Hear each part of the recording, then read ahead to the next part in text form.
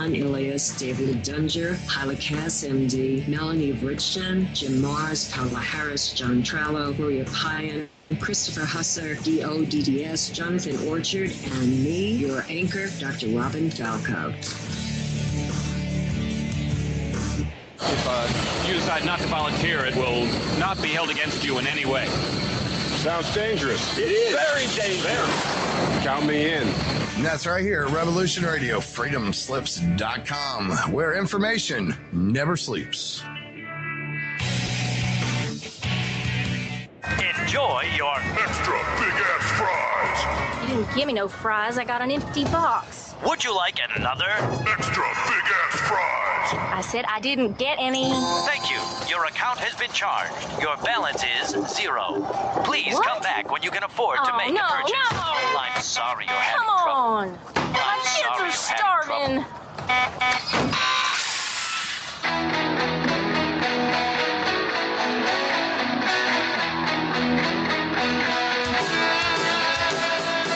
Thank you for tuning in to Revolution Radio. Here at Revolution Radio, we believe in freedom of ideas, freedom of speech, but above all, we believe in freedom of existence through self-reliance. This station is 100% listener-supported, and as a fundraising promotion, I have a kick-ass free gift for a $100 donation. 35,000 seeds. 25 years in the freezer. Long-term storable, 54 different varieties. So if food prices go crazy, the shit hits the fan, or if you just want to save tons of money every year by creating your own food like I do, grab our seed pack special. Just look for the banner on the homepage at freedomslips.com. Don't be a statistic. Don't be part of the problem. Be part of the solution. We need, as humans, to start taking care of ourselves and not depending on the megacorps to provide unhealthy, nasty food. Included in this package is also a DVD with 900 survival and off-grid living documents and the offline home canning, how to do everything website, all on the DVD. So when you're growing all that food, you know how to can it, store it, preserve it, etc. with all these documents. So thank you for tuning in to Revolution Radio at freedomslips.com. I hope that you will pick up this package and start learning to be free.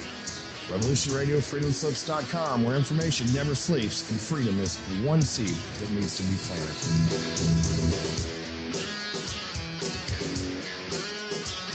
When we do it live, it goes in eternity. The opinions expressed on this radio station, its programs, and its website by the hosts, guests, and call-in listeners or chatters are solely the opinions of the original source who expressed them. They do not necessarily represent the opinions of Revolution Radio and freedomslips.com, its staff, or affiliates. You're listening to Revolution Radio, freedomslips.com, 100% listener-supported radio, and now we return you to your host.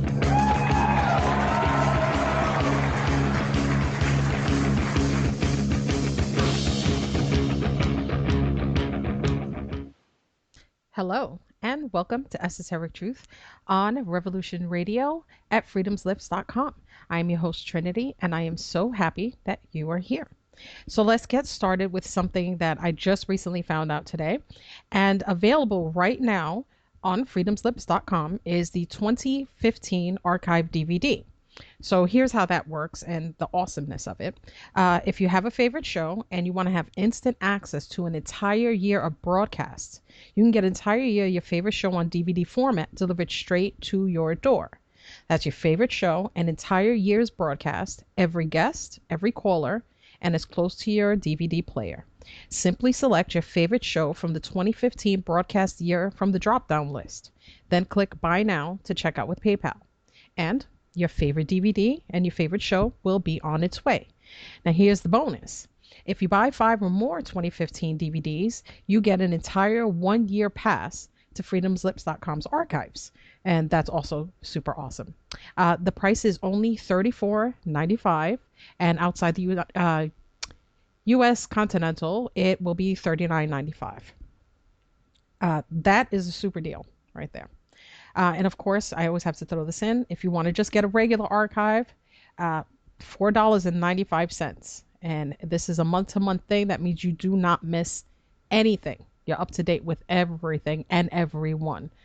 everybody's voice here is important. Give it a try. Okay. So I've been in the middle of a process working with my site and stuff like that, and I wanted to bring something different. So within 2 weeks, Esoteric Truth Radio presents BYOC, and that stands for Bring Your Own Conspiracy. Now, here's where you can just kind of chill out on a Friday.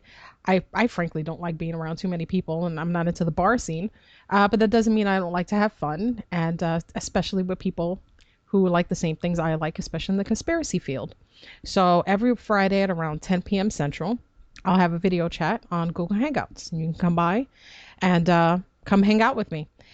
This will be video. You don't have to use video if you don't want to. I will be using mine. We'll be talking about all kinds of immediate topics, older topics, whatever kind of situation comes up. Now, here's the thing. If you go to Esoteric Truth Radio on Facebook and you like it, I put up an event. So you'll know the day and the time, the topics we'll be bringing up, and I will add the URL if you put yourself as going, so that you are able to go right into the room and come hang out with me and a couple of my friends. So Esoteric Truth Radio on Facebook, and we can get that started. I think it's going to be really fun. Bonus is that I have two beautiful, amazing women today on the show with me, and I have Amanda Gabrielle Prosser, great friend, and Laura Cross, who I adore. And today we're going to be speaking about the kind of things that happen in the research community as far as women, what we have to deal with, being very open. None of us are hiding. We're very open about our opinions on social media, forums, websites, and the like. And the kind of treatment that maybe not a lot of people get to see, but we can immediately notice it. So I'm going to do this really small thing where if I missed anyone, I apologize. But this is a shout out to some of the women that I've come to know and that I highly respect for being very open and honest in this very, very difficult field. Noreen Helpin, Terry Joyce, Laura Lee Solomon, Nugget Jacobs, Sherry, also known as Mystic Wanderer, Angela Black, Helena, Jude Rogers, Karen, Debbie, Heather, also known as Penny Lemon, Mona, Patty, Sonona, and of course the women that are hosts on this station and all others, and the listeners, and of course chat room women. This is it. I don't want the dudes to be like, oh man, this is going to be a woman thing. That's where the problem lies, and that's why I wanted two of the strongest women that I know to be a part of this show tonight. So you guys welcome yourselves. Let's start here with Amanda. Do a little shout out if you'd like, and then I can introduce Laura. I just want to say hello, and I'm always happy to be here. And to all those women out there who think that it's a male world, it may very well be, but girls, put on that lipstick and that perfume and reclaim your feminine. It's yours. That's all I want to say right now. All right. Laura? Trinity, it's so great to be back on your show again. I just want to say that we need to, I think we need to embrace everybody at this point. And the way we do that is by acting in a way that is respectful of our own souls and our own feminine intuition. So that's what I do now. I'm in my feminine intuition. People like it. So I think that's what we need to do, is just be in our feminine intuition. Right. And I absolutely agree. A lot of women, they've been doing this for a very long time, for a lot of years. And I've been through different types of platform, and including radio, going solo, doing my own thing. But when I very first started, I never actually told anyone that I was a woman. I was behind an avatar. So nobody ever knew. And I would get compliments all the time. Hey, dude, and yo, man, and hey, bro. And, but I never corrected anybody. I just automatically said, somebody made a mistake. It took me a few years. And when I finally came out as a woman and I changed my avatar, the hell that came down on me because of that. I noticed that the way people wrote to me began to change. Responses were different with if I felt very strongly about something, it was because, it might have been that time of the month, or, oh, that's how women are, just moody. And I'm just like, wow, that's not what you thought when you thought I was a guy. And how quick some people, whether it's women or men, researching the research field is now opening up to women in such a giant way that I find it empowering and wonderful. And that's why I really wanted that to be the topic of discussion, at least for our first hour today, because we need to let them know that we know and we're out there too. So we can start coming from behind the avatars, and behind the shadow of, whatever it is that's been instilled in us and indoctrinated in us, and start expressing ourselves a little bit more. Well, can I make a comment here? When I was studying, I've got 3 degrees, and one of them is a BA, and I studied as much literature as I could, and I minored in history. And here in Australia, I discovered during my history studies that in 1900, a woman could attend university, she could participate in the classes, but for some strange reason, she was not allowed to teach. So she could be equally as capable, she could pass all her examinations, be just as educated as the men, but she was not permitted to teach. And that was 1900. So I'd just like to mention that, because it shows that we have come some distance to rectifying that situation. It just occurred to me while I was listening to you, Trinity, that was a little fact that I could actually throw in there. So while we perhaps have a long way to go yet, it's good to know that we have actually travelled and made some progress. Right. Laura? I think we've really come quite a ways now, because I don't have too many people other than some men that are looking for a new wife challenge my intellect or any of that stuff anymore, which is really cool.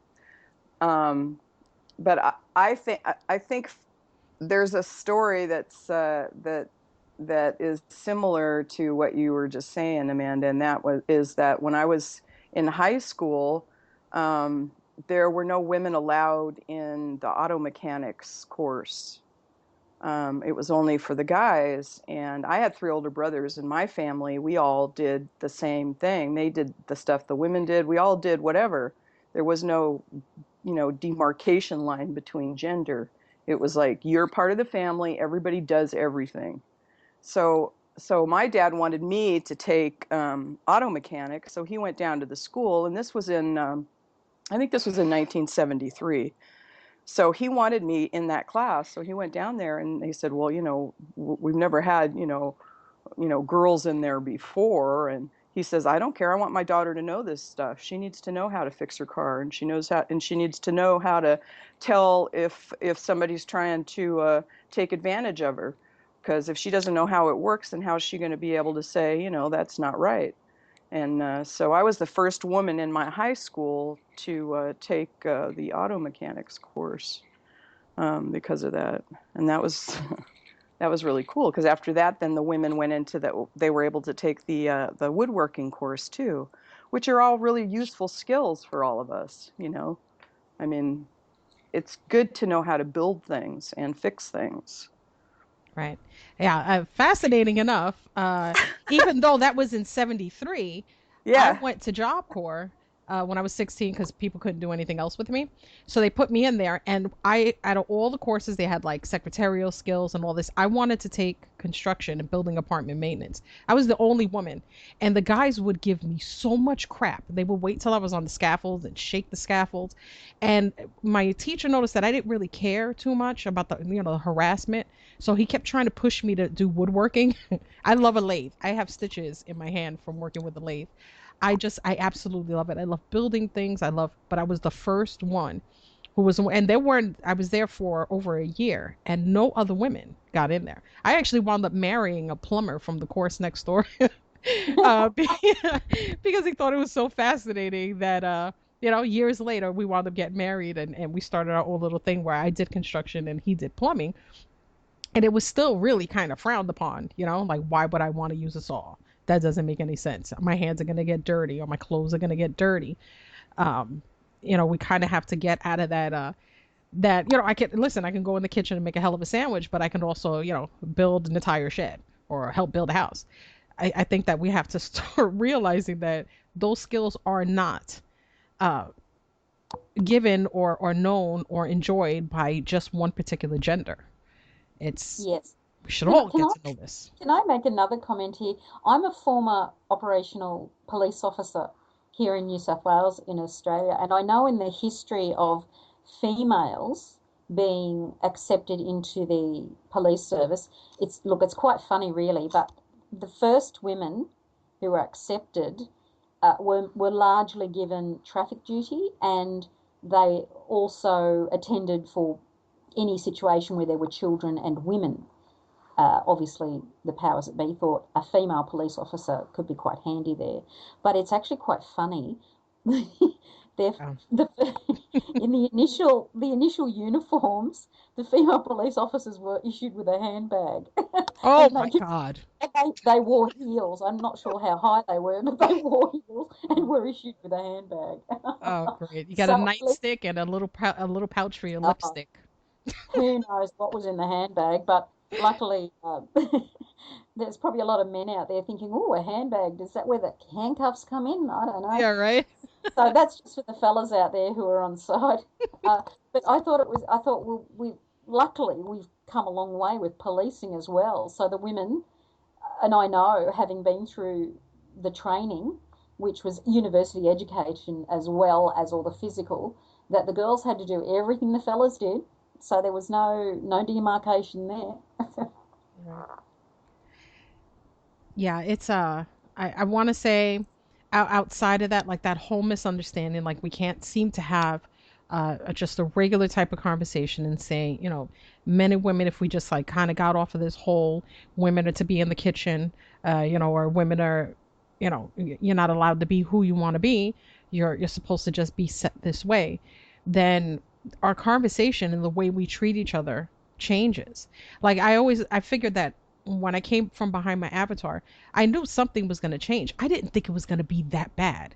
Like, I really didn't think that from now on, no matter what I said or did, especially if I felt very strongly about my opinion, that now it would only be based on what men understood women's emotional status was. You know what I mean? Like, they try to guess what I went through today. Did her nail break? Is that why she's pissed off about this topic?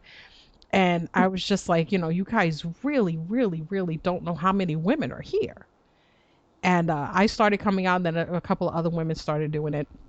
Eventually, we all just left because it just became too much. It didn't, it wasn't being conducive. Nobody was actually, we weren't learning. We weren't learning because we were treating it as husband, wife, or relationship instead of research and a common goal. You know what I mean? Yes, and that's a good way to see it.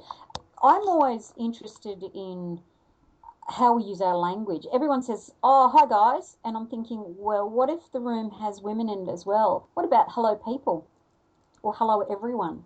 And I do it. I try not to. I'm trying to train myself not to say hello guys or yeah guys, because we all do it, and we do it probably on an unconscious level at some place in our psyche. But maybe that's because I'm now an English teacher and I have a heightened awareness of our written and spoken word. And I'm always intrigued, and that actually amuses me now. So instead of getting angry, I just find it quite amusing that people use these terms. It's a little like sleep with. Well, if people were sleeping together, there'd probably be a lot less there'd be a lot less problem in our relationships. Right. Because I think it's actually the sex. When are we sleeping together? I think it's the sex that is Right. the issue. It's the way we speak. So when people say, "Oh, hi guys," I'm thinking, well, I'm a girl. I've got the girl bits. Yeah, Yeah, that's yeah. how we distinguish. And it's just something that I've noticed in the last year or so. Right. We do it unconsciously. I think so. I think that especially being on a certain a type of understanding, like it's kind of like I join groups in social media, and I kind of want to see the difference, the male female ratio in a lot of places. So I see the more aggressive type of things, like anything that has to do with pro gun or anti government or pro 9/11. That's where all the guys are. And then on the other hand, you have like the meditation and the new age and and readings and all the stuff, and that's where the beautiful women are, you know and it's like, okay, I know we can't mash them together and make like one, but there is a an awesome way to take that masculine part and that feminine part and just try to get to the truth, without it being like that. There's quite a few guys I know that are very, very into the into meditation and all that other stuff, and they get picked on. That, hey, man up, you sound like a chick. And I'm like, really? Like, he's saying love everybody and be about, hugging and caring. And if we just cared a little bit more, and the amount of crap he gets, it's heartbreaking. Well, yeah, I like the fact you've mentioned when you were using an avatar and no one knew your gender, that it was only an issue when you stepped out from behind the avatar and let people know that you were actually of the feminine. I'm wondering how many. I want to bring up shills and trolls and disinfo agents here because they are an integral part of research, because they do exist and they do cause problems. I wonder how many of those shills, trolls and disinfo agents are male and how many are female. I wonder what the ratio is there. That would be very interesting and very telling, I think, too. Right. Don't you think? Yeah, I think so too. Laura, are you here? Yeah, I'm just listening. Oh, you can jump in at any time, right? I know. I just was listening. I haven't heard much from Amanda, so I wanted to listen. That's all. Right. That's one of my things. I'm a listener. Yeah. Okay. So I have lots of experience out in the public because I'm kind of a public person in the area where I live, and because I'm an entertainer, singer, dancer, lots of things. And I also have lots of all these other kind of abilities, healing and things, and people just like to be around me because of my frequency, which is it's really cool. And I'm happy a lot, so that creates a certain following, and some are just really deeply disturbed, and some are not. Everyone reaches out to me usually. And especially if they're in pain or hurting, and I use my abilities to help them maybe change their perceptions about certain events that happen to them. So for me, I mean, I obviously have trolls. I have some things that have happened to me in the last few weeks that are, with cars and things, and I've been seeing lots of demons. Okay, I don't know how in demons you guys are, but I've been seeing lots of them, and I've been having lots of friends that are having problems with them, and I've been doing a lot of clearing that way. And that's to be expected because we're having a massive rise in consciousness going on here, and since we're all frequency, that raises the frequency, and there's always those hangers-on that don't kind of want to move up with the flow, so to speak. So I'm out there just trying to make people aware that if we're willing to love each other, no matter what our opinions are, what gender we are, what color, ethnicity, whatever, whatever crimes, because we've all committed crimes at some point or another in our lives, and like release the judgment. We could get together in thought and really turn things around in a positive way. And I know through my own experience in being targeted myself with electronic frequency weapons and EMPs, and actually, yeah, they came after me with an EMP weapon that I blew up in the back of the car. The guy in the back of the car was horribly burned, I'm sure. But I didn't stick around to see what the outcome would be. But we need to be aware that all these things exist. They've existed for a long time.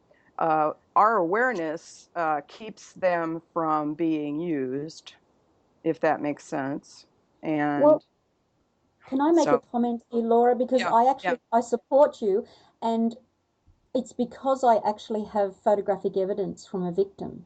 Now, I will mention at this stage that I'm a child abuse whistleblower here in Australia, and that means that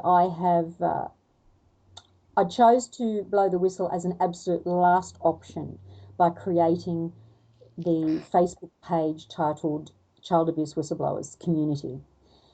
And I have never advertised for people to come forward and open up to me, but this is what's happened. And one of those people has actually supplied me with photographic evidence wow. of the beam ray technology. And she also had a witness in the room with her. The one thing that is obvious is some of this technology they claim can go around corners, can bend. Maybe it can, but this one appeared to run in a direct, straight line, and I've had that explained to me years before I came to contact with this particular victim. And the victim has sent me the photographs of the area of the body that was burned. You can see it quite clearly. And there was a relative in the room who witnessed it, and as soon as the victim moved, the burning ceased. So yes, I support you there, Laura, and that's luckily because I've actually seen the evidence. Well, so I know it goes on. I'm learning about it. Obviously, there's much less to they don't come after me with those anymore. I'm waiting for them to come after me with one of those big one of the big ones that they've got mounted for crowd control. Because I'd really like to see if I could just turn that thing over. And I'm actually trying to move things now. I've been trying to get really good at that again. I used to do it when I was younger, and of course they helped me forget those talents. But I'd really like to be able to do that if that ever arises, if it does happen, then and the people around me obviously could help in that if we're all thinking kind of in the same vein. Oh, absolutely. Nothing like group think. That's right. That's a psychological term. That's a proper psychological term. Yeah, I don't like that. I don't like that term at all, but but that's the thing. It is about that. It's about, let's get on board with this. What's right here? You bet. Well, for me, it's a bit, when you're a child abuse whistleblower and you're exposing how the system actually works or doesn't work, it's about standing together, and that's all I've ever asked anyone to do. I've turned down offers of money. I've turned down other types of support. At this stage, I guess as a teacher, I'm just showing the working out. I'm showing my journey so that people can see a first-hand view of what happens when you do what is right and then have your life destroyed on every level. But what's happening is the crowd is growing and more people are standing up, because when you make it easy and accessible and simple, people can do that. And that's where we start, I think. I think that's a good place to start. Just stand with me. And all that means is look at what I'm doing, read through my posts, understand what is going on, and that's all you have to do for starters. That's where we start. And I think people need to understand that it is that easy. It is that easy to start. And then that leads to the group think, that leads to the change in perspective and opinion, because you start to understand what is actually happening. Does that make sense? Well, it makes perfect sense to me, because I was under mind control for years. I mean, I've died twice, and in both of those deaths, I was relieved of my PTSD, and also, in many cases, the veil had been lifted, but I still have spots where I don't remember things. Satanic ritual abuse. I had Freemason ties, and also my lab for military abductions, and they were using me for all kinds of psyops as far as traveling to distant lands. I also was used in a clone, many different clones, while I was sleeping. There were many things that happened to me, and of course, a lot of people want to say that she's crazy or whatever, but these are my experiences. These are the memories that I'm having. These are the memories that have become mine, and in those memories, maybe they were not created by someone else, but I do believe that a lot of those memories were created by someone else. And the way that I can verify is that there's, in every single one of those memories, there's always something that was totally unique to my family or to me or to someone else that was in that situation at the time, that brings me back to the very fact that they can't change everything. No, it's not. It's not a fine art, and I'd just like to add, before I forget my thoughts, because I am listening to you, is that it's not a fine art, because I'm interacting with victims who've had the same and similar experiences to yourself. I interact with all sorts of victims on every level, but the elite level is certainly in the mix, and it isn't a fine art. And I find that the victims are only capable of literal thought often, and they are not able to think critically, they're not able to think laterally, and they're not able to think on a creative level. I may be wrong there, but that's what I'm starting to see, because patterns emerge, and I'm starting to see that they are very susceptible to direction, as in being directed by somebody else, and their actions do not appear to be their own, not always anyway. I just wanted to say that before my thoughts. You're absolutely right with that, and well, like, I have a lot of soldiers come up to me that have PTSD, and that's their thing. I mean, they're supposed to follow orders. That's it. You follow orders. Doesn't matter. You don't have an opinion. You just follow orders. Yes, and the moment that you are unable to do that is when the programming starts to what I call fray at the edges. And once it starts fraying at the edges, you've just got to pull that thread, baby, and you can unthread the whole programming. That's right. You're right about that. Absolutely right. That's brilliant. And also, I've learned very recently, in recent months, that when you actually keep speaking the truth to somebody who is programmed, they no longer can communicate with you. It is too difficult for them, and so they will do the old block you and not have any contact with you at all. So yeah, I've had that same experience too. Yeah, that's a new thing. That's a new thing. It is what they do when you, excuse me, when you keep speaking the truth, like your opinions and your beliefs and what you're finding, and particularly via research. They are unable to continue any kind of association with you because you start to poke holes in the programming. And it doesn't work anymore. And I think for some of them, it's probably scary. If they don't have the right support system around them, that can be very overwhelming and intimidating to think that their life is going to change. Then we have to look at those who are specifically programmed for a specific task, and they are, it would appear, very surrounded by controllers, managers, handlers, and I guess in some cases there's very little hope for them to escape. Right. I'm going to jump in really quick by stating that there are telltales. If you pick up on some of the things, you'll notice a repeated pattern. So you'll be able to distinguish between the person who's just awakening and it's terrifying them, and they're just being combative. And it's not because they're being mean. It's because now you're causing them to go to a place they've never been before. Now they have to go backwards, and it terrifies them. And you could tell the difference between those people and then the people that are programmed to purposely be in particular areas at particular times in order to derail or to be just straight mean. I mean, there's a combative, there's a back and forth that you could have a discussion with someone, and you could see that they're just having a hard time, that it's, it's a personal thing for them, and they're losing their shit on that level.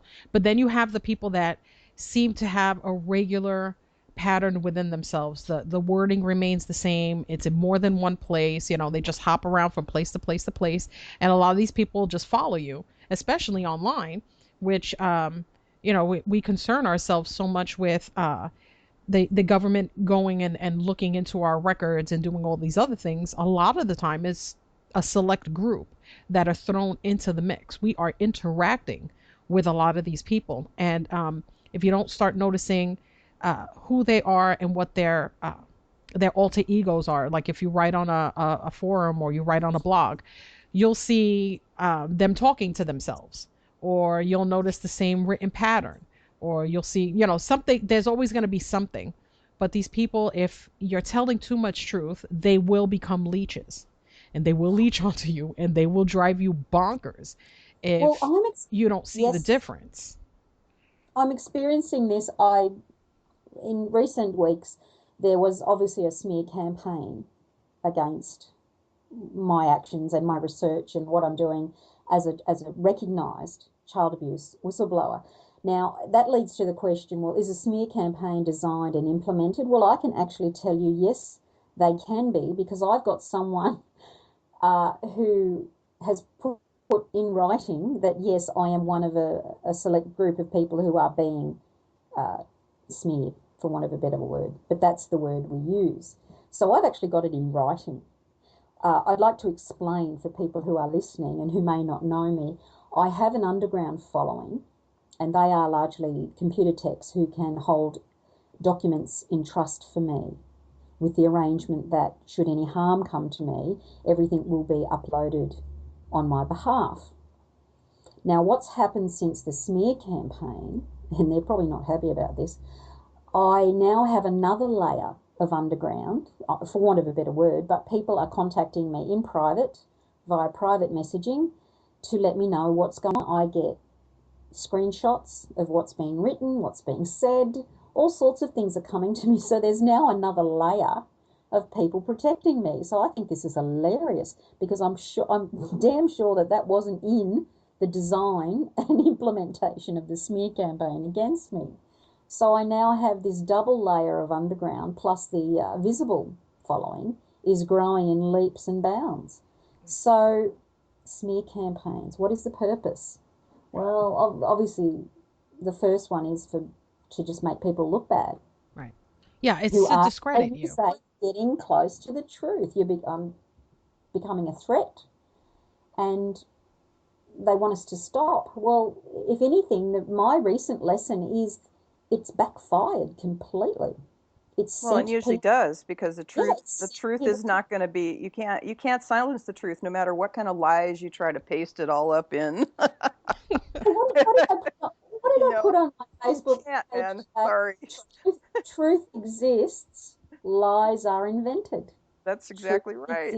Lies are invented. Yeah. Exactly right. And science. What's the science? For every action, there is an equal and opposite reaction. Well, and also too, I'm like heavy into frequency, so it's like, lying frequency cannot be supported, because you can never remember the lie accurately. Now, if you could do that, where you could actually, like, bam, it's right there, like on a screen in front of you, what you're lying about, so you can view it and go, oh, okay, this is what happened back then, and oh yeah, and this is what I told them, and right. I mean, you have to have a really, really good memory, and you have to remember who you told what and when you told it and all of that stuff. I mean, who could keep track of that stuff? Most people don't even know how much money they spend a day. So it's like, so lies can't be supported. They just won't be supported. Eventually, somebody's going to go, wait a minute, you said this the other day, and now you're telling me this. And recently, I was put into a very difficult predicament where the smear campaign got so bad, I had to respond in a way that I really didn't want to. Up until that point, I refused point blank to be drawn into any online argument, and I still make that stand. But I was responding in a very dignified manner via the Child Abuse Whistleblowers page. However, it got so difficult, I was forced to publish some document evidence, just a couple of portions, to show people that I was actually telling the truth. And what happened was everything changed dramatically. People could see that I was telling the truth. I had time and date and email addresses to show exactly what had happened instead of what was being purported via somebody else and via this smear campaign. And I know the energy, if you're talking about frequencies and energy, well, I felt the energy shift enormously after I published information that any discerning human being could read, and they could join the dots and realize just exactly what was going on. And that's how it has to be done. Right. It has a frequency. It does. What you did there. As soon as you as soon as you hit that send button, man, you just like opened the gates. That's the deal. Right. Yes, I did. And it turns into something completely different. I know completely different. I frequent on my my own personal page for shows and stuff like that, and I did mention briefly to one of the people that I see arguing literally every single day. I mean, all out just disrespect, in posting her truth. And I did mention I was going to mention her, and not her name or anything, but definitely her situation. I found it extremely unique, because I wouldn't jump into their conversation. She would ask me to jump in and talk on her behalf, which I'm not going to do. I'm not going to participate in that. But every once in a while, when I'd see her drowning and somebody, name calling and telling her she's just absolutely nuts, and it seems like psychiatric care is what she needs if she says something about chemtrails, or she says something about fluoride, or just anything she says pretty much. So every once in a while, it'll be like 20, 30 posts long, and I'll jump in. I'll go to the Black Vault, blackvault.com, and they have thousands of Freedom of Information Act files that the owner had paid for, and makes it available to anyone. So if she's bringing up chemical warfare, I'll go and get the Freedom of Information Act file. I'll throw it in, and I notice that it will be ignored by the person who's being combative. Like if I never wrote it, like if I was never there, still go and argue, and still fight and act like I did not just give you the government information, the government you're saying that would never lie to us and never make these things up. I just gave you the evidence. Now, the other person, she likes to use evidence of other bloggers or YouTube videos. And I'm like, try this. And if I put it there, she will ignore it and act like I am just non-existent. But I know that she read it. But she knows I'm not the one she's going to fight with, because she's not going to win, because I'm going to give her back exactly what she's giving forth. If she's only telling me she only knows science and is based on her high school degree, then I'll bring her high school information and still knock her down and say, well, this is what high school says now. If everything was to remain the same throughout history, then what somebody learned in the 1920s in school should be the same curriculum that's taught today. And it's not, because it changes. So you need to start paying more attention, and maybe you need to open up your mind, Maybe you need a couple of Xanax, because you need to chill out. I remember a very gifted science student, as a teacher who teaches English. I was listening to an amazing senior student, very gifted in science, explain something quite complex to me, because I'm new to science. I didn't like it at high school, but now I love it, because I'm learning all sorts of amazing information that has probably wouldn't even been in the curriculum back when I was at school in the 60s and 70s, giving my age away there. But it's wonderful when a student can explain something to you in a really uncomplicated manner. And I think if more people could accept that there is no age specific that can be applied to your intellect, that would open up huge doors as well. That would just open up an entire learning arena. And we would have to do that as individuals, by the way. We can't accept that the education system's going to do that. There was a story that came out, I wrote about 2 years ago. Um, this kid went to school and he just didn't want to do the work. So they put him in special education. His parents didn't like it, pulled him out of school. And this became a huge thing. He wound up having the IQ of Albert Einstein. It wasn't that he was stupid. It was that he was beyond that point. Nobody ever said, well, if this is boring, you try something else. They would just, force feeding him the same type of information, which his brain already completed. He's already done, so. I've seen it in the classroom. Again, I can back you up on that 100% because I've seen it. And a lot of children are, if I hear the word boring, even you used it then, Trinity.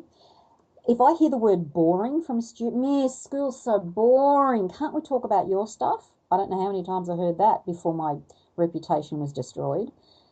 They just bored to tears. And how many adults have stated to me, school was so boring. If it hadn't been so boring, I might have... Boring is the word. It's the key word here. People are bored with the curriculum. Right. And so we need to bring about change there as well. It's about learning. We need interaction. And I don't know how many times I've had these brutal conversations with people. I homeschooled my kids and I still homeschool my youngest. And understanding that when you try to fit the format of what you think they should be learning, then you're going to have a hard time. I've heard mothers like, oh my God, could you imagine I had to be around my kid all day? And I was like, then you don't know your kid. You know what I mean? You don't have to wake your kid up at 6 a.m. and tell them, all right, now you sit down right here and this is what you have to do for 8 full hours. I was like, go to your school and chill with your kid all day. Your kid does about 15, maybe 20 minutes of actual work. There's a lot of walking in the hallways, going to the bathroom, talking with your friends, time in the auditorium and at the gym. I said, your kids are not doing 8 hours of schoolwork all day. And yet, as a teacher, I would love to be able to sit down with students, engage them, and spend time with them. I think some schools have a curriculum where every Monday everyone does maths, and then every Tuesday everyone looks at English, and Wednesday they all play sport. I think that's a great idea. That's awesome. That would be the best way to learn, because then you can actually sit down, you could take your time, or you could whiz through it, because a decent teacher who knows what's going on will always have plenty of work for every student at every level. Right. Yeah, I know when I went to school, when I was in Job Corps, we had 1 week of trade and 1 week of school, so that stuff wasn't mashed all in, into the same place. You tend to forget that kids have all of these classes, 8 to 10 classes per day. They're constantly just in the motion of the listening to the bell and, just the moving, just trying to get the day over with. All they're doing is looking at that damn clock and saying, I need to get out of here. They could care less what you're talking about, whatever book you're talking about. They don't care. I hear you. They don't care. But if you actually allow your children, if you took the time just one day, maybe on a Saturday, and try it out and see if you can handle your kid. My advice as a mother would be how I did it, because I thought I was going to go bonkers. I have 4 kids and I have twin boys, which they're in their 20s now. But when I was homeschooling all of them at the same time, considering the different age groups, they're all 6 years apart.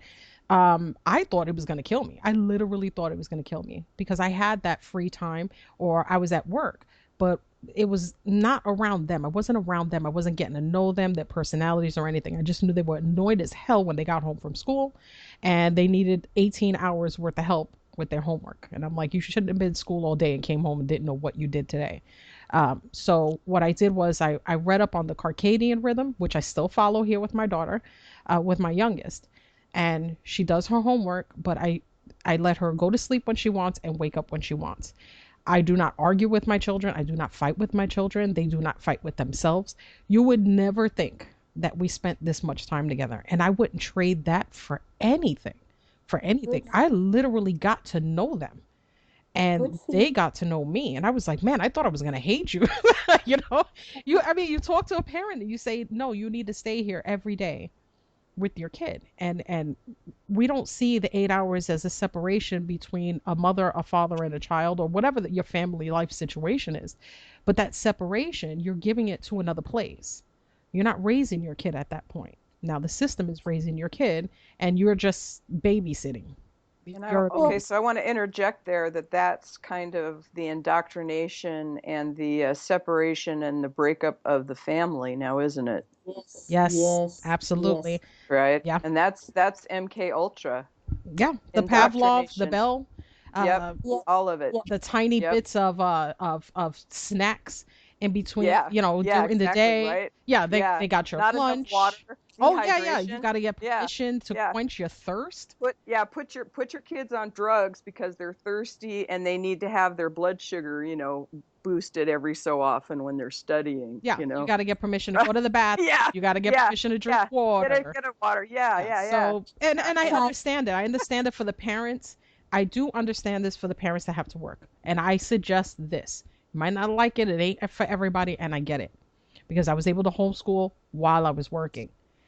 All you have to do is, in every state in the United States, it's legal to homeschool. I don't know who keeps telling people it's illegal in some states. It's not. You do not have to do certain things. Look it up in your own state. I'm not a lawyer, and I'm not going to give legal advice. I'm saying do your research for your particular state and your particular county.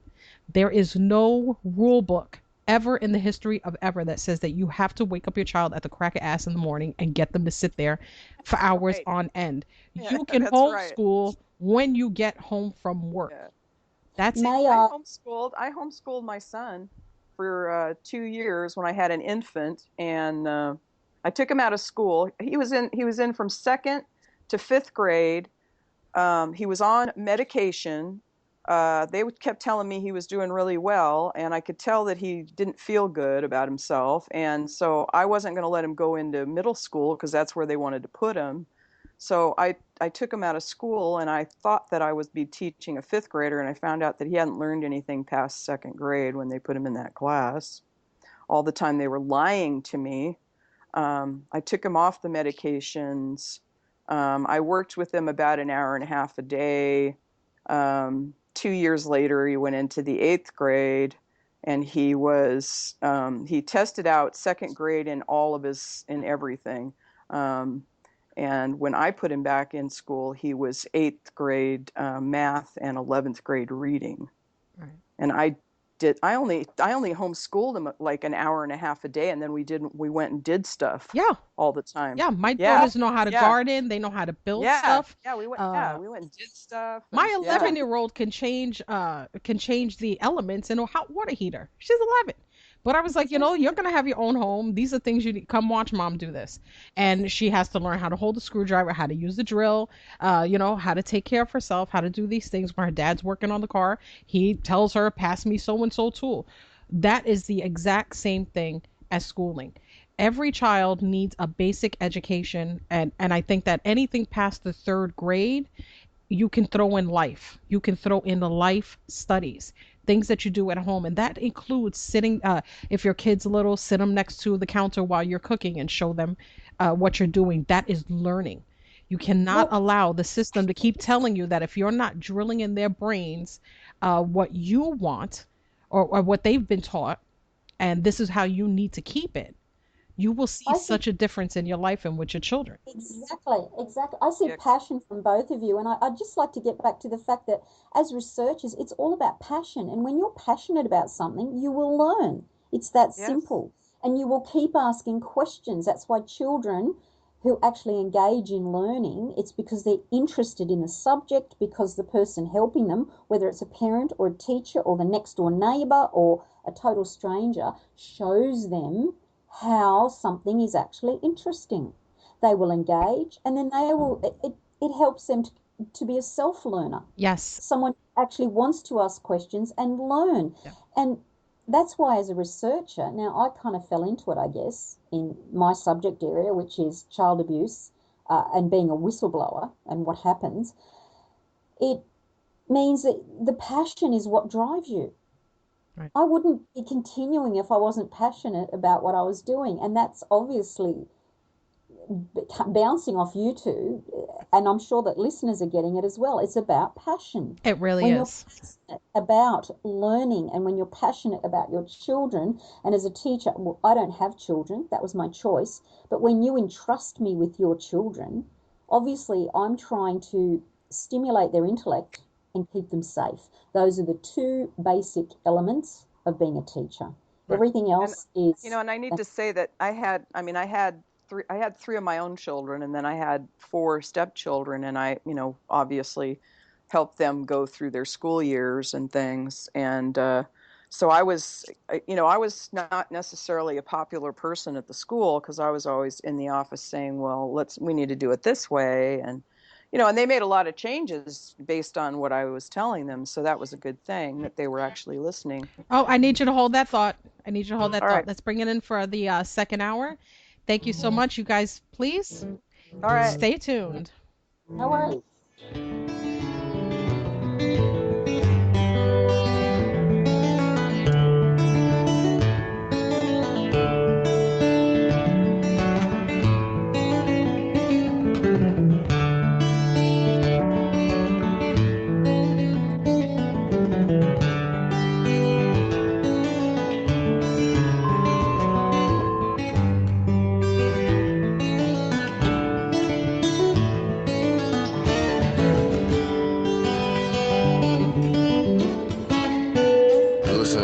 Radio at freedomslips.com, and we'll be right back after this message.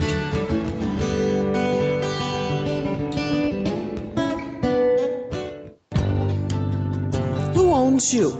If you're not in control, then someone else is. Join me, Ivy West, for Voices on the Wind, Saturday from 4 to 6 p.m. Eastern in Studio A.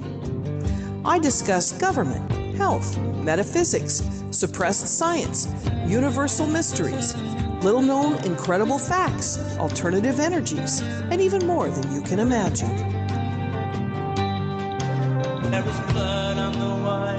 Won't you join us on Revolution Radio Saturdays from 4 to 6 p.m. Eastern for Voices on the Wind with me, Ivy West.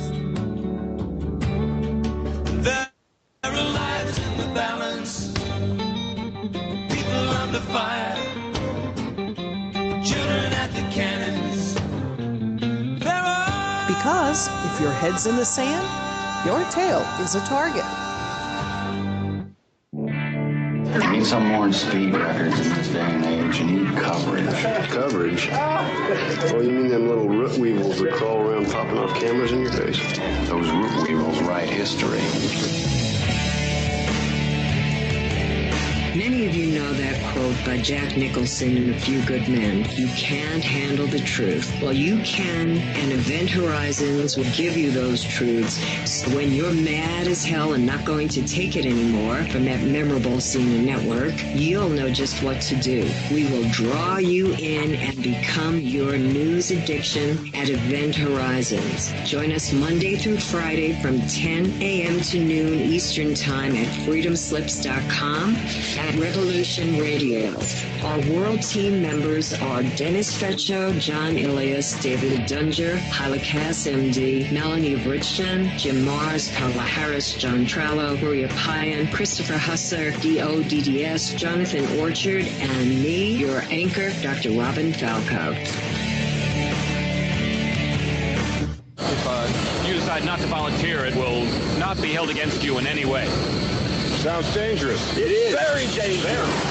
Count me in. And that's right here at Revolution Radio, freedomslips.com, where information never sleeps. There is no denying the world is awakening.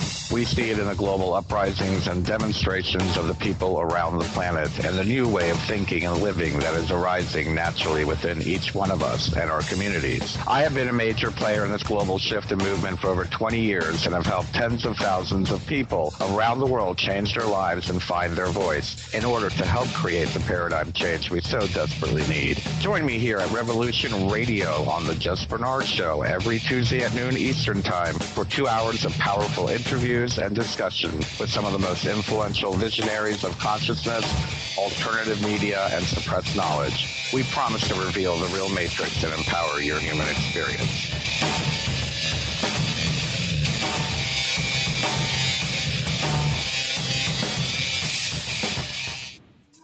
Listen in on Mondays, 8 Eastern Time on Revolution Radio for Journeys with JP.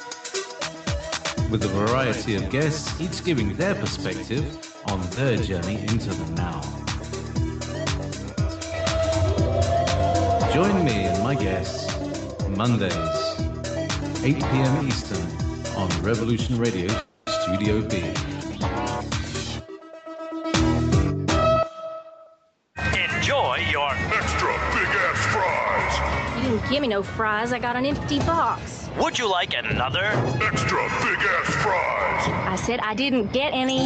Thank you. Your account has been charged. Your balance is 0. Please come back when you can afford to make a purchase. No. I'm sorry you're having Come trouble. on. My kids are starving.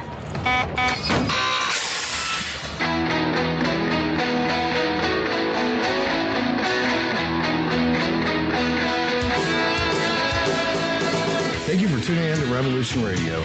Here at Revolution Radio, we believe in freedom of ideas, freedom of speech, but above all, we believe in freedom of existence through self-reliance.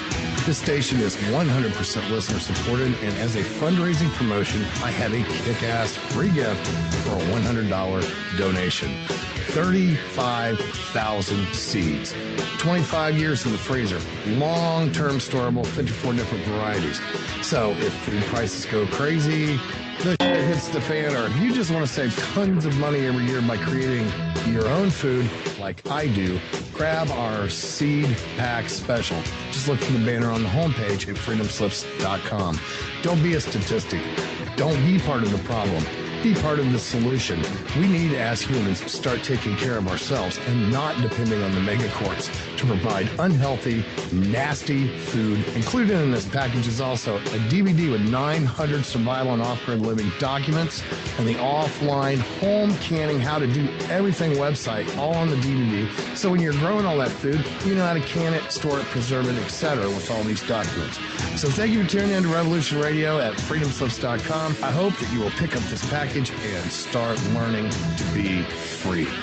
Revolution Radio, freedomslips.com, where information never sleeps and freedom is one seed that needs to be planted.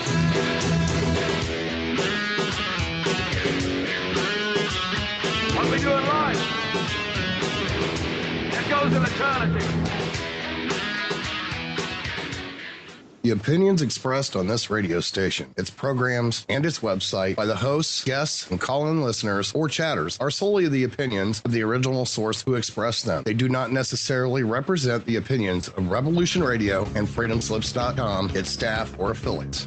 You're listening to Revolution Radio, freedomslips.com, 100% listener-supported radio, and now we return you to your host.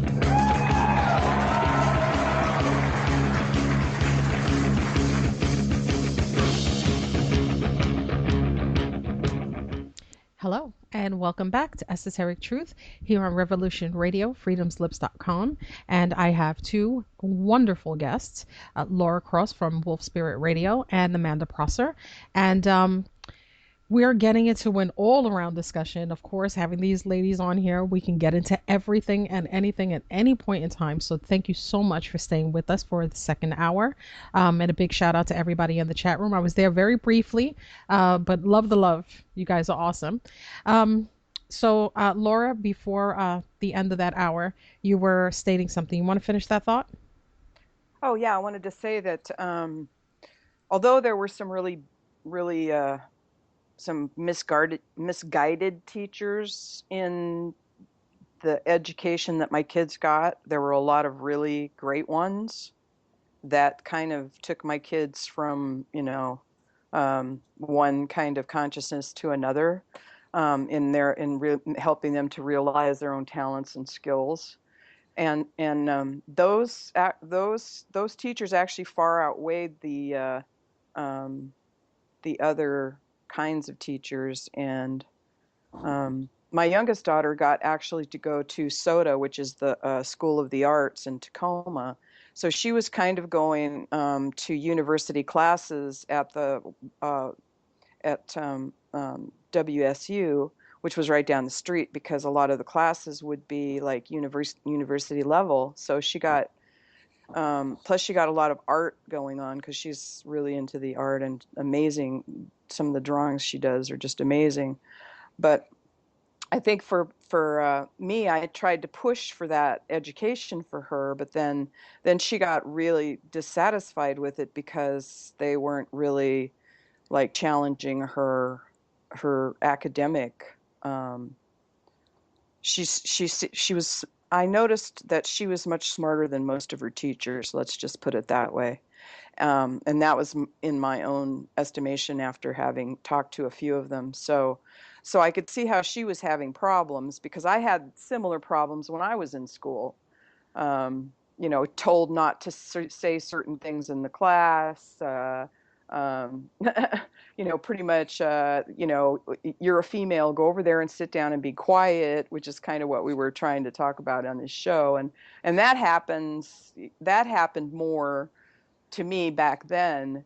But I think that it's still kind of happening now because that's what my daughter, who is 20 years old, is telling me after just being fresh out of high school, and which I thought was, an alternative one that had more of a kind of an open mind kind of curriculum and that kind of thing. But I mean, as it was, she did graduate. Yay! Yay! Yay! Yeah, she's finding her own way and what she wants to do. And like I said, she's a brilliant artist. She does these ink drawings that are just she uses like the finest pins that she can find and just like does these little dots and things. It's like she says, "Oh, that one took me 35 hours, Mom," and I'm like, "What?" Like only 35, And we have a tendency of being taught to be terrified of our kids. Like we're supposed to like literally just be terrified of spending time with them. And then you find out, first of all, that they're way smarter than you ever were when you were that age. Right. And you're like, where the hell did you get this from? And then, when we have that kind of attachment, and I frown upon that thought that families are broken if they're not set with a certain number of people involved. I don't think that's actually true if you take the time to get your kid. And look, and I'm completely for understanding that when your kid gets a certain age, they're a person. Not they're a person. You might not like them all the time. You know what I mean? There's sometimes when I'm like, man, I really don't like you today. But they're people. I'm no longer treating them as my property or your mind to mold. I'm like, you're a person. So now the choices that you make are yours. I don't put it in a you don't know how many parents I see, especially in social media, that are like, well, I let my child do something dangerous, by the way, and say, well, that's how they learn. I was like, no, that's really not how you learn. It's by example. You know what I mean? You don't just say, oh, I hope my kid doesn't get hit by a car, but I'm just gonna let them get hit once. They're gonna know it hurts, really. And then they're gonna start. Yeah, then they're gonna start looking. Let them almost drown. And Yeah. Drown. Yeah, and then you're terrified of water. Like I have this innate fear of flying. And I remember where I got that from. And I was on this boat with my mom when I was really, really, really young. And for some reason I remember it. And I guess we hit like a bump or something and we like got up in the air. It was really small. And so I've always had this really bad fear. She didn't quell the fear. She was like, oh my God, we almost died. And I was like, wow, you really screwed up for me, because now I'm terrified to do these things. Like we're not setting the right kind of an example. Your daughter has a talent. And that means that she can now have a business of her own. You know what I mean? My daughter is 17 and I taught her, don't get credit cards. Don't open a bank account. You know what I mean? Learn how to take care of yourself. Learn a trade. For $20 online, you can get yourself certified for CPR, AED, and first aid. And I gave her hers when she was 16. And you have a 2-year card and stuff. You got to get tested and do all this other stuff. And I was like, now you could save somebody's life. I was like, these little tiny things you pick up as you get older. I was like, by the time you decide what you want to do in this world, you have obtained so much, that you can literally do anything. We could still teach them they can be anything, but how about being something for yourself? Start your own business. Do your own things. Be about you, and see what you bring forth, instead of saying, well, you're 17 now, like every other 17-year-old, go work at McDonald's. I'm like, no, you're not working at McDonald's.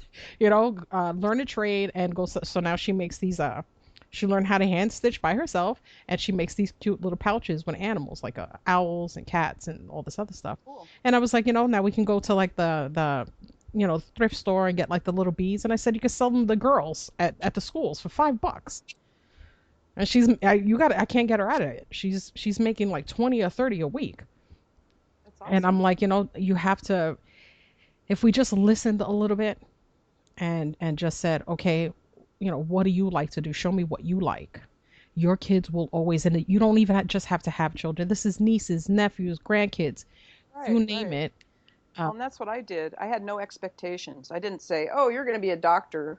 Oh yeah, right. Yeah, right. Yeah, I had no expectations. In debt. I was just like, whatever you want to do. Let's try everything, right? Yeah. You'll figure it out, right? And they do. And when you give them that freedom, they're like, "Holy crap! Seriously, I could go do stuff." Yes. Yeah, and in the process, they've learned all this other stuff in between, and all of those things. Even though they didn't like doing it, or they quit early, or whatever, they still learned some valuable lesson or some skill from it. And maybe that's all we needed to learn in that particular span of. I mean, I don't like to think of it as time, but you did spend your value there, so. I think that's valuable too, because I mean, I know as a parent, I spent a lot of money on sports and stuff, and then they would want to drop out and stuff. And I wasn't the type of a parent when they started to really, really say, I just don't want to do this. I really hate it. I would just say, okay, whatever, Right. Like, because I bought everything at the thrift store for the sport anyway. Yeah. And just give them scissors. Like, get like the $2 sewing kit, a pack of scissors, and a bunch of $1 T-shirts, and say, go at it. Go have some markers. Exactly. It's $5, and your kids. When your child says, I don't really want to do that, that's the lesson. They've realized that. They don't like it. Yeah. That's the lesson. That's the lesson. It's so why do I have to like push it and say you got to go anyway because I paid for it? And I'm like, wow, that's really like, what a witch. I just want to mention, this is the lesson. Being a researcher and obviously being a child abuse whistleblower, if I really didn't want to do it, I could walk away at any time, but I've chosen not to. So if we don't walk away from something, that means that we're engaging in something where we're not just learning ourselves, but you're obviously able to then share information with other people.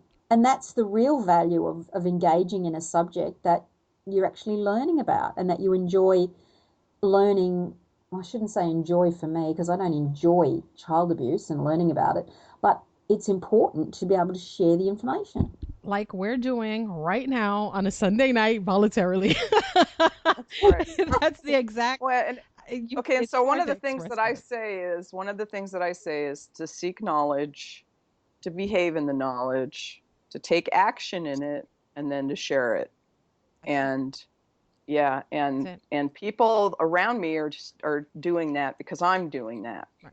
And it becomes kind of a team. If anybody absolutely. that's listening has seen me on my Facebook page, I'm getting introduced to a whole new world of people with so many different researching positions. Also, how I met you guys, you know what I mean? Like it's all kind of this connected system. And I don't care if you're into the UFOs or the ghosts or whatever it is I'm going to share it, because you're taking that time out. You have something to share. And when you tell them that I'm going to, just share it. I don't have to know you. We never had to speak. You like my page. I like your page. We communicate with each other. I learned something from you. Hopefully you learned something from me. And I've noticed that though I reach out, a lot of people are terrified. Like, what is she up to? What does she want? I'm like, you guys are ridiculous. None of us compete. Amanda was a host. You're a host. I'm a host. No competition. We don't have to compete. Our message, just us doing something like this, makes us allies at all times. Not divided, but together. And if we could just keep managing to do that and not be terrified. And by the way, I have to throw this in here. Dads, it's not just about the moms here. If you're fixing up your car, you're changing your oil, you're doing something, take your daughter, take her outside, let her hold the toolkit. That's, my daughter knows all about cars. Because whenever something's going on with the car, her dad immediately calls her and tells her, let's go. And he'd open up the hood and she just sits on the side and watches. She can go in there and change the spark plug. She can go in there and change the oil. She knows about the drip pan. She can change fuses, and she's 11. So every single thing that we try to tell them, real life. We learned already that the dream that we were taught about the picket fence and the college degree, we're all going to go to Harvard, and we're all going to live this wonderful life and have 2 kids and a dog. We're gone. We're past that. That's no longer what we thought it was going to be. So now we have to find a way to work together for something that's still feasible and something that can help us grow, because we're losing a lot of not just people, we're losing researchers to people that are trolls and running good people off. We're dealing with misogyny. We're dealing with the division between researchers. If I don't have a particular genre, but if I did, I wouldn't like to think that I was competing with someone else. That doesn't make any sense. We just are that, to me, I see it as we have the same message and it's twice as loud. I'm not thinking now me and you, I got to come up with something better than you. Well, learning and knowledge, that's for everybody. And unfortunately, this paradigm in which we are currently living is a fiscal one. It's based on commerce and money. And I refuse to buy into that wherever I can. And that's why I like to share information, because I know that it's for everyone. Everyone has a right to learn, and they have a right to learn about themselves in a safe environment. They have a right to learn about the world in which they live, and they have a right to explore every subject until perhaps they chance upon one that they can engage in with some degree of passion because they like that subject. And that's not happening. And I think let's get rid of the tests. Why do we have to have tests at all? God, that's what I was going to tell you in the last hour. My daughter, I've never given her a test. She's never been to school. There's no testing. She's never had a test. Me what they know. I told her, this is what I did. Every trick I learned over the years, whether it's math or understanding something that would normally be taught to you the wrong way in school, I don't trick her. I give her the answer and tell her, I just need you to learn it. I need you to know it. I don't need to trick you. I don't need to give you a multiple choice. I don't need you to sit there and rattle your brain. Am I doing it right? Am I doing it wrong? You're doing it. And that's more than kids are doing a whole week in school. What you can do in 2 hours. But testing, I told her, I am not here to fool you. I really want to explain this because most teachers teach by putting the information up on the board. This is just literally, the student has to remember it. So it's actually about committing to memory the information, and then you spit it back in an exam. Now, that is the way the curriculum, doesn't matter how you dress it up, that is the way the curriculum has been designed.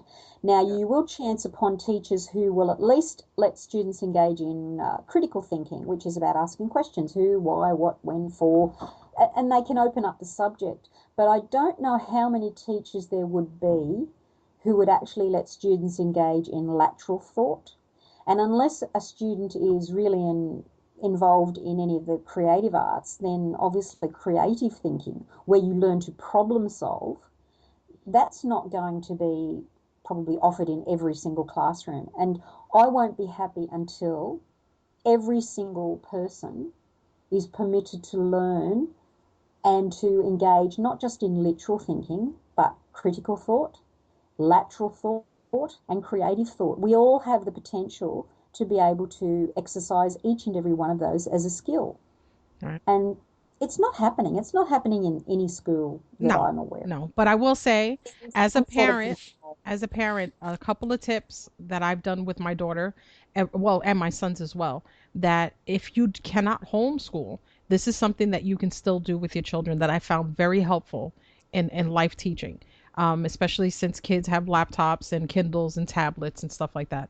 Of course, you can control that stuff, but I found time management games to teach time management pretty much. It's the process is how to get the best result in a certain amount of time. I love those games personally, and I use that in that platform for them to teach them how to manage their time in the best possible way. You know what I mean? Not wasting time, not working hard in that sense, not making the job hard, but actually making it easier for you to actually complete what you were, what you're meant to be doing. So we rattle their brains. We keep telling them they're doing 100 different things at once, which is not true. And they just get confused and then nothing gets done. So everything's already half-assed. If you show them in these very little ways that would be fun or entertaining, Khan Academy is free, which I use for my oldest daughter, and everything is absolutely fantastic. It gives her it gives me a weekly update on her percentage, how much time she spent on it. All of those are very small things that you could do in a 30-minute time period per week, even if it's just 30 minutes. But something that you can do with them, and you can help with them to grow. Teach them just even if it's something very, very small, teaching them the understanding they will not allow. Right now, the way that I raise my daughters, they will not allow for somebody to talk down to them or tell them that they're not smart enough or tell them that they're not good enough. And that's only because they have no clue what that means, because nobody taught them that. Nobody taught them that this is, your answers are wrong, or giving you like a big red, X mark on your page, and, do this way, or no matter how you try to make things work in your mind, it's just not good enough. And we have so many kids that turn into bullies. We have kids that are just, we're forcing them to be adults as children. And then we're like, oh, I wonder why you need to be medicated. And then we go medicate them. So we wind up with adults that just can't figure out how to fully function in the real world. And those are the kids that we're producing now, because the states and the government and even corporations, commercials, Disney Channel, Nickelodeon, all of them are pretty much raising them. And it might not be what you want in your heart. You have to do what's in your heart for them. And if you know a mother or a father that can't do that, and you have that time, and you're a family member or you're a good friend, take that time. Be that person. We all mean something to somebody. I wonder how many families would benefit by turning off the TV, and would benefit by turning off all the mobile phones and all the electronic devices, and actually sat down and spoke to one another, sat down with books, whether it was together or individually. I think there needs to be a return to actually looking at people and speaking and learning, because people are not, and I hate to say this, but even as a teacher, it's quite disheartening sometimes to see students who've been in the education system for many years, and they can't put a sentence together. They can't speak to other people properly because they're not being taught to in the school, and sadly in the home either, because people have just got their noses stuck in an electronic device, And their phones, and that's quite sad. It is. Now, when I embarked in having children, even after my childhood and some of the stuff that happened to me, I was pretty damaged. But I knew that that I could be better than my mom. She was a multiple personality person, so I knew I wasn't that crazy. So I figured I could do a better job, and I kind of went into it with the thought that I'm gonna be their memory makers here. Yeah. And I know that my mom gave me some great memories, but I also got some really horrific ones too. And I wanted to kind of avoid those horrific ones for my kids at all costs if I could. And after having children and some of the things that have transpired in their lives too, it's impossible to protect your children from everything out there, and especially with so much, like you say, pedophilia and things going on, and even with my own experience in that whole matter, and my personal feeling on that is that because my whole pedophilia thing was generational, I believe that there's a specific frequency, and that we get this frequency, and then we're like this little beacon that's just beep beep, oh, there's one over there, and then and then you of course, being the one that's been kind of in the position where you've been victimized, because don't think of myself as a victim, but I have been victimized many times. You kind of feel that, and then you realize that, the handler is here, and what trigger is it that they're going to say to me, or something they're going to do that's going to put me into the behavior that they want to see me exhibit. And after a while, as a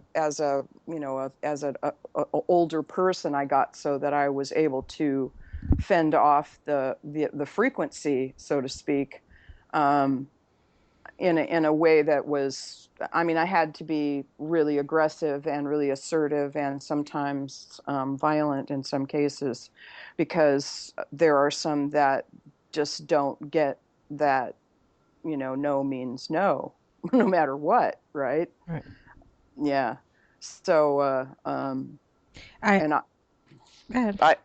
I don't know. I think that for my kids, I was really honest about all the things that happened to me when I was a kid. There was obviously things that I didn't tell them because I didn't want them to be frightened or anything. But for the most part, if they asked me questions, I would be really truthful about that. And I have been very truthful about all of it. And in turn, they have been truthful to me. And I hope that I've made the kind of memories for them, even though these other things happened. And they attest to that, the things that I've helped bring into their lives, like, helping them to make, Halloween costumes. I used to help them, I would sew it, but then they would pick it out and we would cut it out together, and they would sew some of it, and I would teach them these different skills. And those are the things that they remember. They don't remember what they got that Christmas. They remember the time that was spent doing things together, making cookies, or learning how to make lasagna, or those kinds of things, or and that's really what homeschooling affords you, is the opportunity to do those kinds of things, and you're spending such quality time that's so amazing, that they carry it forever. My son, who's that's living with me now, he's 32 years old, and he keeps coming up, "Oh, Mom, don't you remember?" And I'm like, "No." And he's, he's like, "Well, and it's this little gift, he gave me back that memory because I'd forgotten, you get busy." And he's like, "Oh, Mom, don't you remember? I remember that so well," because it's a fond memory for him. And so he gave me this little nugget back, that I had forgotten, and it wasn't really that important to me, but it really stuck out in his mind. And that's so and precious. Teachers, I think yes, absolutely, it's precious. I think teachers can provide that kind of memory also. Yes, absolutely. You remember some teachers kindly and fondly, and you remember other teachers as, gee whiz, why did anyone let them near children? You really exactly. Yeah, and so you remember. Yeah. Yes, you remember those memories, and you remember the impact of every adult who's ever interacted with you. And I'm saddened that some children have so many bad memories. But there are those of us who carry that burden, and we will make change. Yeah, I think so. I'm talking about that's the thing. As well. Not just child abuse, but education obviously needs to change as well. And it won't always be like this. There will be change. Change will come. We learn slowly. Humans learn slowly. There's no magic wand to wave and just immediately expect wonderful things to happen and for change to happen. It comes slowly. No, I'm not even going to say generational. It may not even be generational. Some change, yes, but I learned this from a teacher. We learn slowly, and change comes slowly. But at least we're out there researching and sharing information, and that's where it starts, doesn't it? Right. Yes. And I want to give a shout out to Miss English, who I guarantee you has no clue who I am, but I remember her when I was a kid, and I would show up late to all my classes. First of all, I was a complete ass when I was a kid. But the part that frustrated teachers back then was that I wouldn't go to classes, but I'd come and take my test and pass it. So whenever she got a chance to get me in that classroom, my punishment with her was to write down all the words in the dictionary starting from A. And let me tell you how that has helped me, over my entire lifespan. is understanding, because she made me do that. Like, that was my requirement, because I finished my test faster than everybody else. So I'm just sitting there. She's like, oh, really? You think you're cute? Here you go. And I would have to sit there. And she was like, well, you like writing, which I like writing more than I like doing radio. And I would write these papers, and she would always make me write things that I didn't like. So I wasn't a fan of sports when I was a kid. So she would get the sports section from the newspaper, and then she'd tell me to read over it and then give her like a whole essay. And I didn't understand what that was. And it was so that we had a better understanding. When you see that your kid is doing the same thing over and over and over again and taught in school, like nothing really different, it's just the same kind of drone-like thing. It's not to excite them. It's not to make them happy. It's not to make them want to know anymore. It's for them to dread it and want it to end as soon as humanly possible and never have to do it again. You know? Anytime everybody's like, oh, well, that doesn't make any sense. I say, well, why are there pictures of burgers on the registers at McDonald's? I know the difference just based on the menu between a chicken nugget and a Big Mac, but those pictures are there. And I'm like, if every single thing that they do is a tool to make sure that we don't get too advanced, not at all. There's a documentary called Human Resources that explains that, a long time ago, a guy, he made furniture. Let's say he made a table. He knew how to make a table from the piece of wood all the way down to the finished product. And they decided to start coming up with making different pieces. So somebody would make the legs and somebody would make the top, but you couldn't get the guy who made the legs to make the whole thing.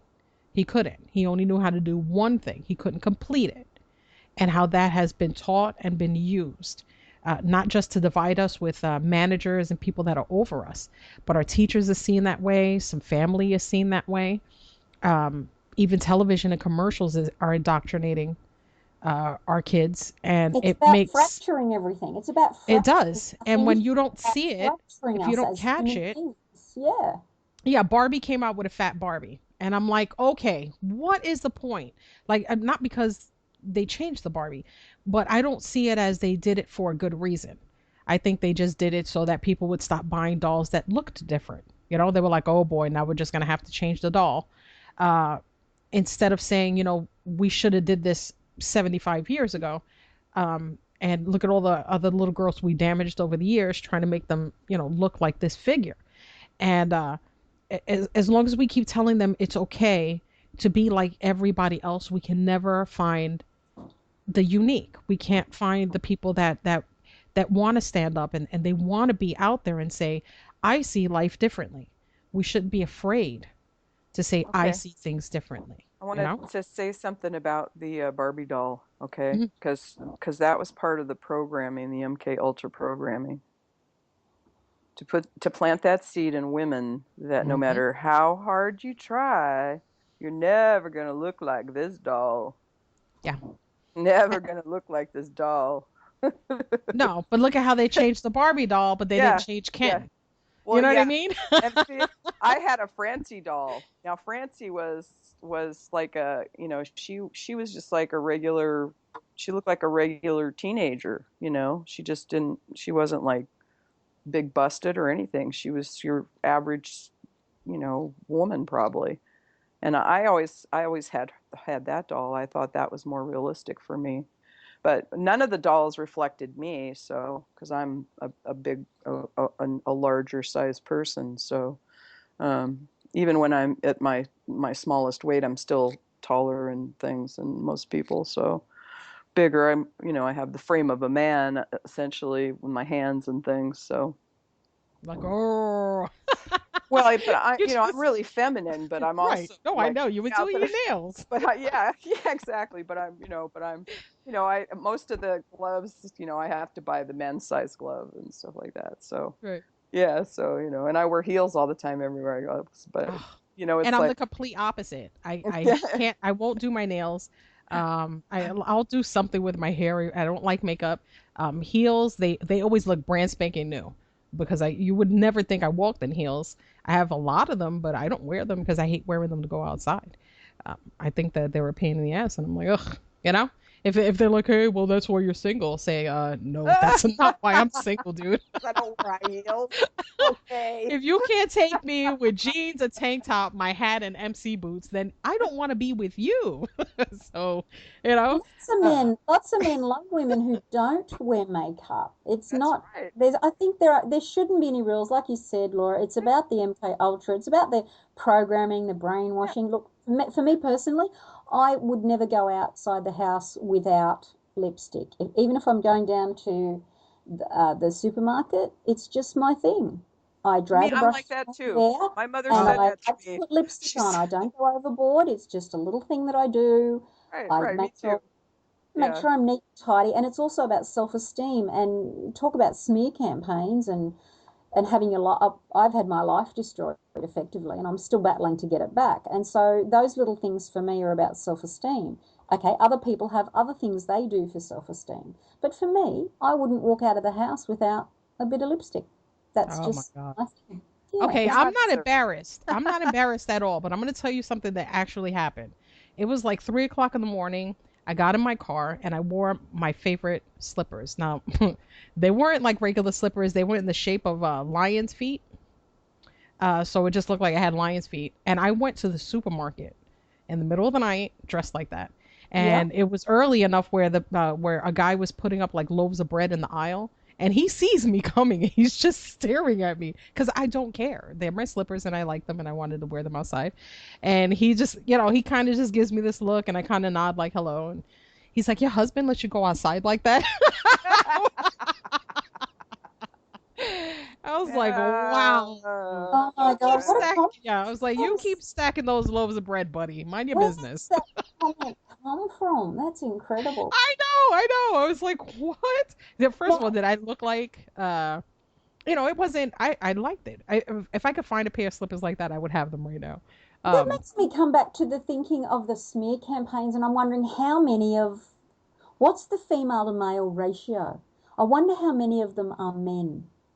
And I wonder how many of those men actively engage in the process to actually demoralize the female researchers. I think that happens when the female is open about it. Because like I said, I was called dude, bro, brother, any of my stuff. I've gotten into contests where I had debates where there were judges and all this stuff. And I would always beat the guys. Never an issue. The second I got comfortable. And I said, you know what? I'm putting loads of bread up just referred to your husband. He didn't know you from a bar of soap. No, he felt that his business. He was like, because I wouldn't let my wife go out like that. Well, he's assuming. No, he assumed. He projected his thoughts, and that was an absolute assumption. And then allowed his mouth to speak the words. Yes. It's one thing to think. I mean, and this is something to have the balls to say it. This is just total I can't say it. Objective. Yeah. Yes, it's objective. They objectivate you. They make you like you're just this. It's like they cut your head off and all they see is your boobs and your ass and oh no, they like the head. They like the head. It's just like the intellect. Not too much. They don't want it to talk. Right. I've had them say to me, really, just to my face, "You're one of them smart ones, aren't you?" Oh, I mean, really, man. seriously. I was like, "Whoa, what?" Now, I've got a bit of a bust, right? I've pretty much always had a bust. And I've walked into a shop and I've been served with men usually looking at my chest. I know, right? Just hilarious. They cannot tear their eyes away. I know, and I'm covered. It's not like I'm hanging out. It's just I'm always big. like So this.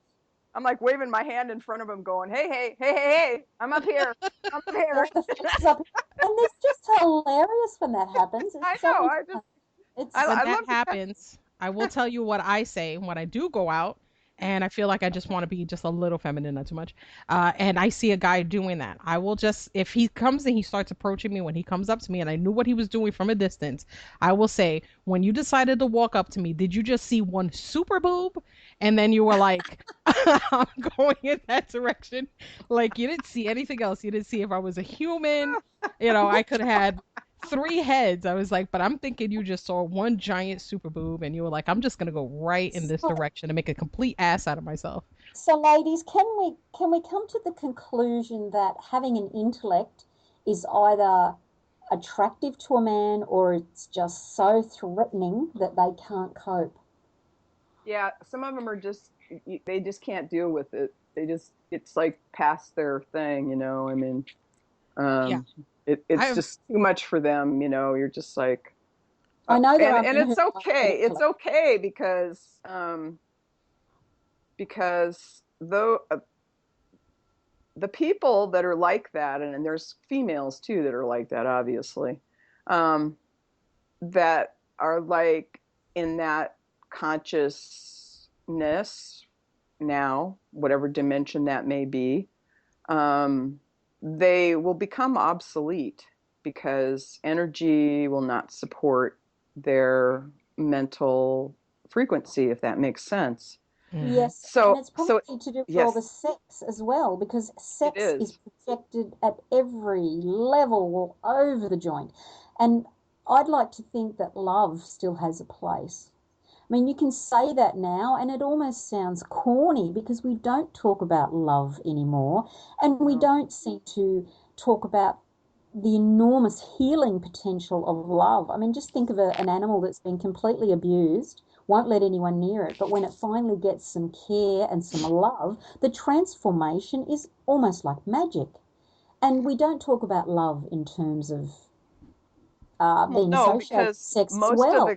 Most of the guys are getting theirs from the porn on online. So that, I mean, that's not love at all. That's more programming, you know. Yes, it is, and it's just stimulation by watching exactly. somebody else.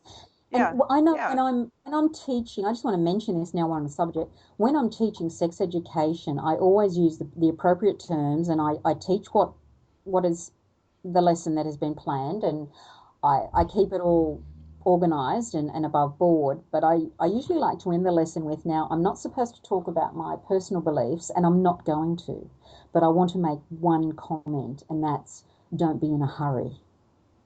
And I've actually had students say to me that, you did make us think, miss. And I think, yes, my work is done. You know, I got through to them. At least they're thinking about it, because I would not like to be a young person coming into this world knowing all the advertising, and it's not just brainwashing and outright mind control.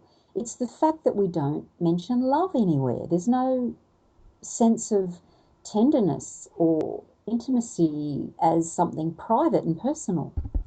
Well, because you choose a partner, and it's a special journey. For the most part, they've skipped all the courting and they've gone right to the sex. Okay, I mean, exactly. You know, when you skip all those other spots, you don't get to know, you know, who that person is and how they react in certain situations, and you know, and actually have some sort of an intellectual bond with them. Yeah, because that's the sexiest thing, you know, is that intellectual bond.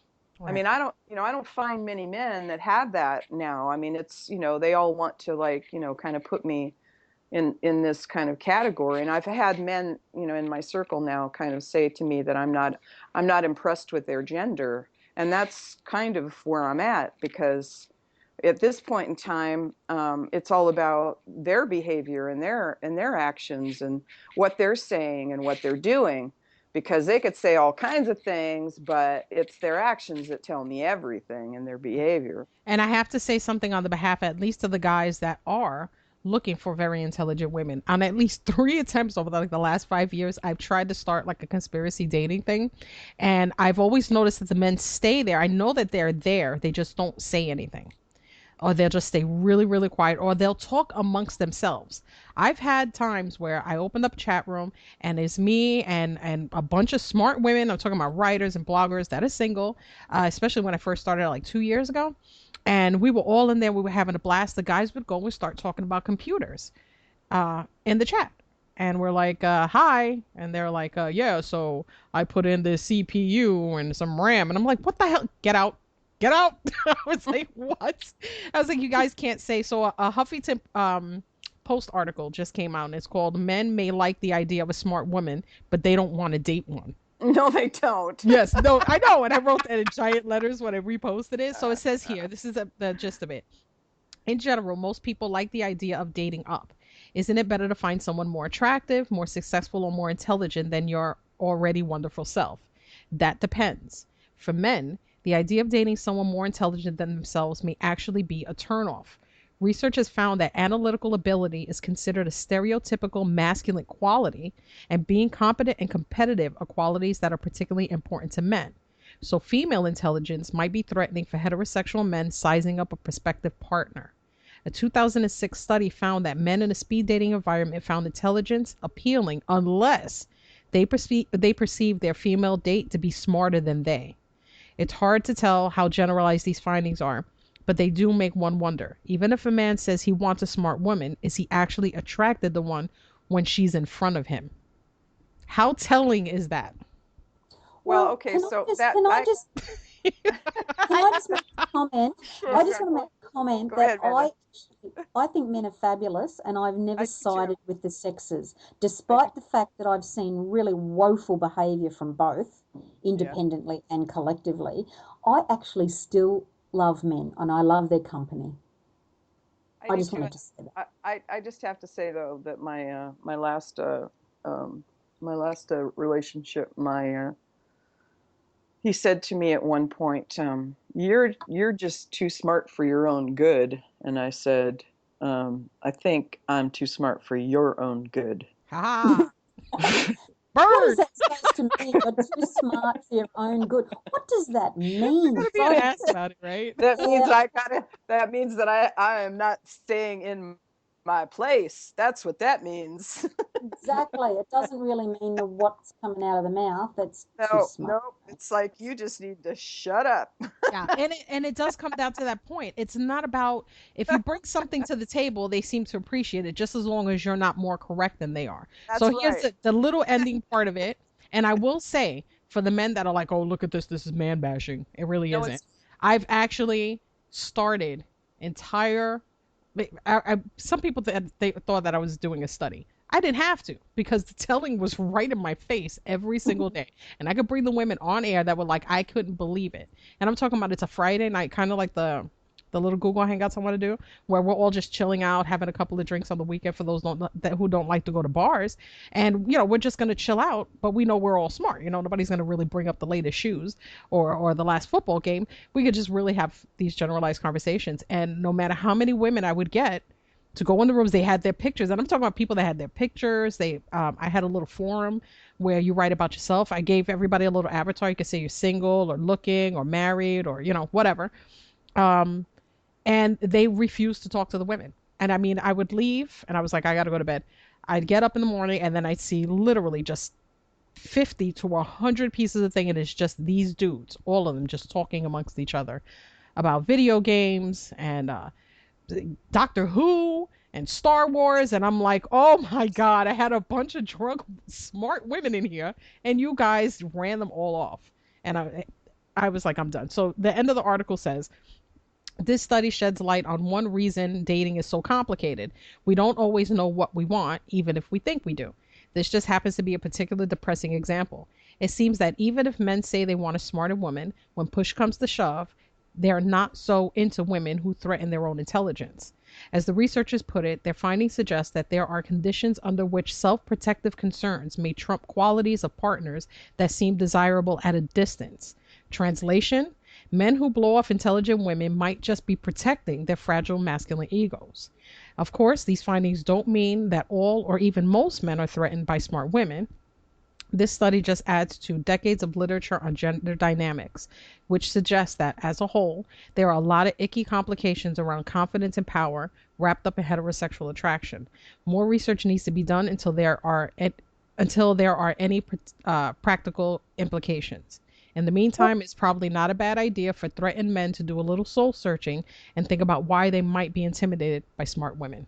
Well, can I pipe in? Because I was actually going backwards like an historian and putting the story together. Remember back when men went out and worked and came home, and the woman was the primary caregiver to all the children and ran the home. And that changed.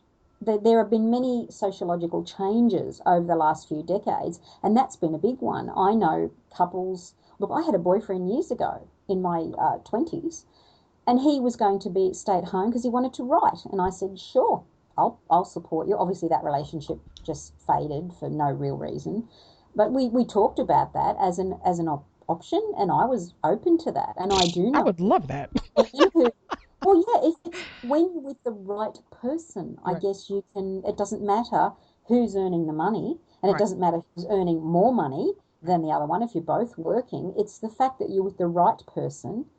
And I think so few of us on this planet, and I'm going out on a limb there with no research behind me, I just feel that so many people end up in the wrong relationship, and I've done it. My only serious relationship, and it was a complete mess, a complete failure. So many of us don't have that soulmate, and I think it comes back to the love and the sex thing. It shouldn't be about sex, and it should have totally some sort be of about mind love. meld going on. It's about everything. You've got to spend that time getting to know them, and you've got to not settle for second best or, oh yeah, they'll do, or the money aspect. I mean, I'm a woman. I know how a lot of women think. It's about looking for the guy who can support them because they don't want to work. They don't want to be out there learning. And I mean, I could never be like that. Maybe that's why I'm single. Well, I think that's one of those issues. Now, mind you, I think, Laura, you're single, right? I'm single now, but I was married to my first husband for 21 years, and then well, actually, I was married to him for 20 years, and then I lived with him for 2 years before we got married, and then after I split up from him, I was in another relationship for 15 years. So I've had a man in my life for a very long time, two separate ones, but yeah, I've had long-lasting relationships, and for the most part, they were helping me get to where I am now, and that I think that they were, even though they had their faults, they were wonderful men, and I love them both. And I have 3 children with my first and with my husband, my ex-husband, and then I helped raise 4 kids with my ex-boyfriend, and 2 of those girls were died. They had cystic fibrosis and died.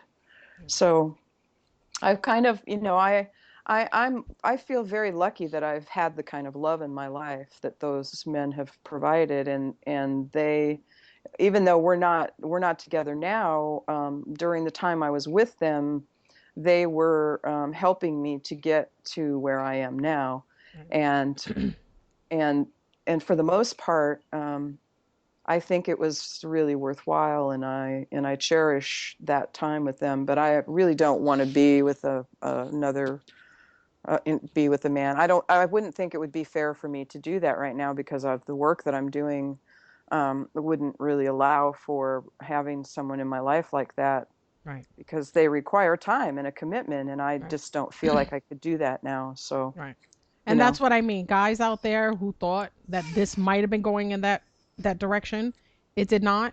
We are the kind of women that would be able to tell you. We tell you what's going on, or if you had a question or anything like that. Listen, you're more than welcome to tell me. I will tell you the straight up truth, because we had to learn in a particular way.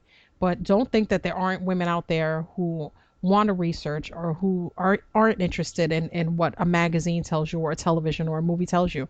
There are plenty. There are a lot of them. And all of us just seem to be too terrified to take one step, because it's just how we've grown accustomed to a lot of the things that we do. So we only have a couple of minutes left. So I want you guys to bump yourselves, what you guys do.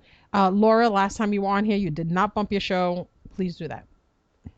I have a show on Wolf Spirit Radio every second Sunday from 1 to 3, and we talk about all kinds of different things.